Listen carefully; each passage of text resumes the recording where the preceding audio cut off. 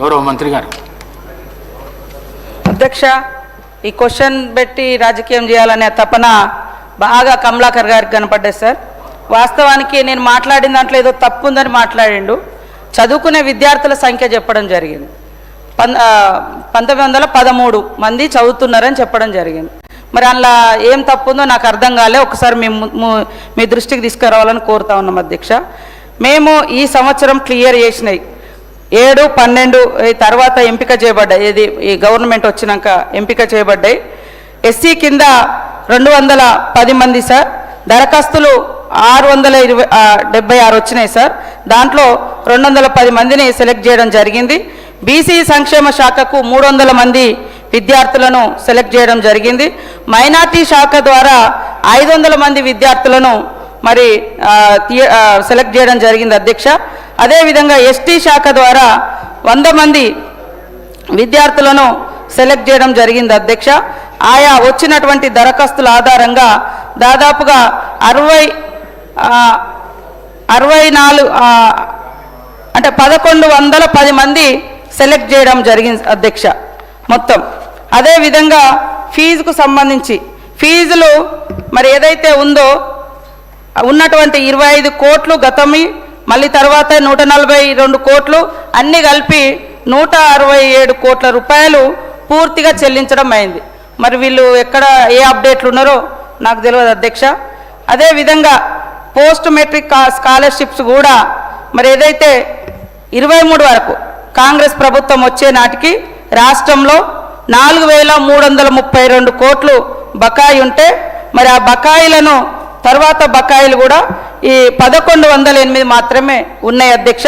వాటిని కూడా క్లియర్ చేయడానికి మరి మా ఆర్థిక శాఖ మంత్రి క్లియర్గా చెప్పడం జరిగింది అధ్యక్ష. ఈ 2-3 రోజుల వాటిని కూడా క్లియర్ చేస్తారు అధ్యక్ష. నాకు అనిపిస్తుంది మరి ఎక్కడ మేము ఏ సంఖ్య తప్పు చెప్పినాం, ఎందుకు అంత ఏదో ఆగమైపోతుంది. అసలు గతంలో విదేశాలకు ఏ ఎస్టీ, ఏ ఎస్సీ, ఏ బీసీ పోలేదన్నట్టుగా. ఓకే, ఇదొక అవకాశం చదువుకోవడానికి, దాన్ని మేము కంటిన్యూ చేస్తున్నాం. ఎత్తేస్తే మీరు నెత్తినోరు కొట్టుకోవాలి, కానీ మేము ఎత్తేయలే కదా ఆ పథకాన్ని. చూసుకోండి మీరు మీరు వెబ్సైట్లో చూసుకోండి, మీరు వెబ్సైట్లలో చూసుకోలేదు. మరి కమలాకర్ లాగానో ఇంకో పెద్దల లెక్క మేము ప్రైవేట్ స్కూళ్ళ నుంచి వచ్చిన కాదు సార్. మాకు సూటిగా గవర్నమెంట్ స్కూళ్ళలో చదివినాం, గవర్నమెంట్ హాస్టల్స్లో వచ్చినాం. సుత్తి లేకుండా సూటిగా మాట్లాడుతాం. తప్పైతే తప్పని ఒప్పుకుంటాం, ఒప్పైతే ఒప్పని మొప్పుకుంటాం. కానీ ఆయన లెక్క మరి ఏ తప్పు మాట్లాడుతుంది ఏం తప్పు మాట్లాడినా నేను చెప్పండి అధ్యక్ష. ఇంతమంది చదువుతున్నారు, ఇన్ని వాయిదాలుగా చెల్లిస్తున్నాము. ఇప్పటికీ 167 కోట్లు చెల్లించడం జరిగింది. ఇంకా 25 కోట్లు డ్యూ ఉంది, అది కూడా తొందరలోనే చేస్తాం.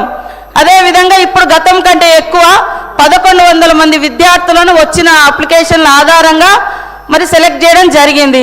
వెబ్సైట్లో ఉన్నది, మీరు కూడా చూసుకోండి. మా అనిల్ జాదవ్ గారు మాట్లాడిన హాస్టల్లో అయింది అని. హాస్టల్లో ఏదైనా అయితే ఖచ్చితంగా మీరు అక్కడ ఎమ్మెల్యేనే, నేను అక్కడ ఇన్ఛార్జి ఉన్నా, వాళ్ళకి ఏదైనా అయితే కావద్దనే కదా మనం అందరం మొత్తుకునేది. ఎవరైనా ఇప్పటికి కూడా ఈ వేదిక ద్వారా కావాలని కానీ నెగ్లిజెన్స్ ద్వారా కానీ పిల్లలు కానీ చేస్తే ఖచ్చితంగా కఠినమైనటువంటి చర్యలు తీసుకోబడుతుందని ఆయా వార్డెన్లకు, ఉద్యోగులకు, అక్కడ బాధ్యత తీసుకున్నటువంటి ప్రిన్సిపల్స్కి అందరికి కూడా హెచ్చరిక చేస్తూ ఉన్నాము. కాబట్టి విద్యార్థులకు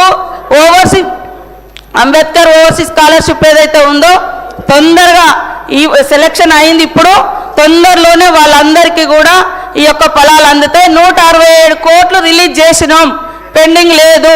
మీ ప్రభుత్వాలలోనే పెండింగ్ పెట్టిపోయారు అన్నీ, కానీ మేము క్లియర్ చేసుకుంటూ వస్తున్నాం. ఇది ముచ్చట.